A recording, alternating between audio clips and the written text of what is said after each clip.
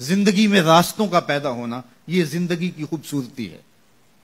تو اس کے لیے پھر راہیں کھلتی ہیں، اللہ کشادگیاں پیدا کرتا ہے. اور انسان کی زندگی کا بہت بڑا مسئلہ ہے، وہ کہتا ہے میری ضرورت پوری ہونی چاہیے، اور وہ اپنی سب سے بڑی ضرورت روزی روٹی کو سمجھتا ہے. حالانکہ سب سے بڑی حضرت انسان کی ضرورت ہدایت ہے، سب سے بڑی ضرورت. اور یہ وہ شے ہے جو ہم ہر روز ہر نماز کی ہر رکعت میں مانگتے ہیں، اہدنا الصراط المستقیم. یہ روزانہ مانگنا پڑتی ہے. اور رزق اللہ نے اپنے ذمہ کرم پہ لیا ہے، وہ ان کو بھی دیتا ہے جو نہیں مانگتے.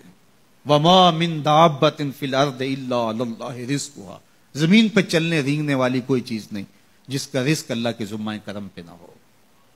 ہر شے کا رزق اس کے ذمہ کرم. پتھر کے اندر جو کیڑا ہے اس کو بھی وہ رزق فراہم کرتا ہے. اللہ اکبر.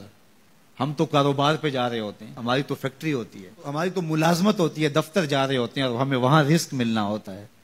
لیکن پرندوں کی تو کوئی فیکٹری نہیں ہوتی، ان کا تو کوئی دفتر نہیں ہوتا.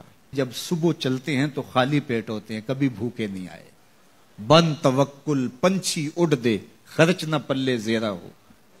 کوئی خرچ نہیں لیتے، کوئی راس المال نہیں ان کے پاس ہوتا، کوئی ایک دن پہلے بکنگ نہیں کروائی ہوتی.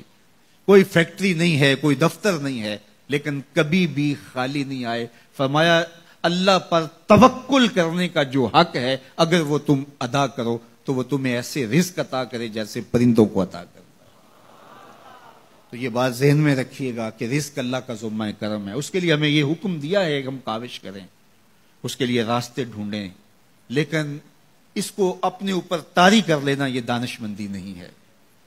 تو اس لیے سب سے بڑی ضرورت حضرت انسان کی ہدایت. اب اگر تقوی اختیار کر لے بندہ تو پھر یہ سب سے بڑا مسئلہ جو انسان نے خود سمجھا ہوا ہے یہ خود بخود حل ہو جاتا ہے. وَمَن يَتَّقِ اللَّهَ يَجْعَل لَّهُ مَخْرَجًا. جو اللہ سے ڈرنے لگ جاتا ہے اللہ راستے کشادہ کر لیتا ہے. وَيَرْزُقْهُ مِنْ حَيْثُ لَا يَحْتَسِبُ. اللہ اس کو وہاں سے رزق دیتا ہے جہاں اسے گمان بھی نہیں ہوتا. یہ تقوی کا عملی نتیجہ ہے. اور یہ وعدہ میرا نہیں ہے، یہ وعدہ میرے رب کا ہے، اور اللہ کے وعدے سچے ہیں.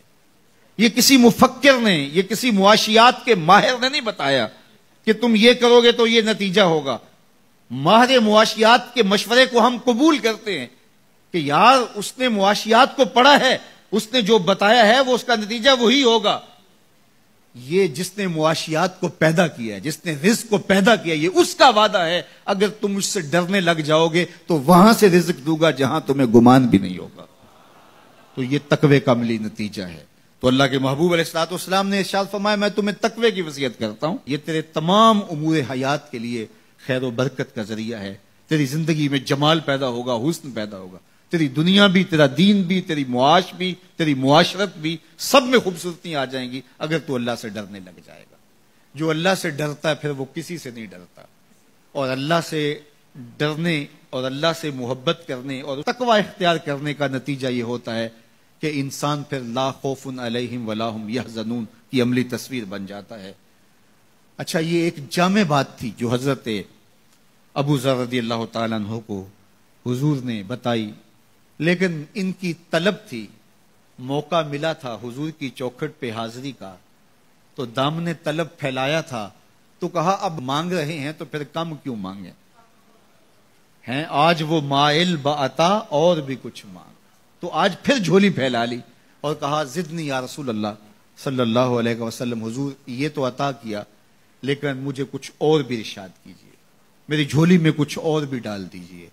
تو آقا کریم علیہ الصلوۃ والسلام نے ارشاد فرمایا علیک بتلاوت القرآن و ذکر اللہ.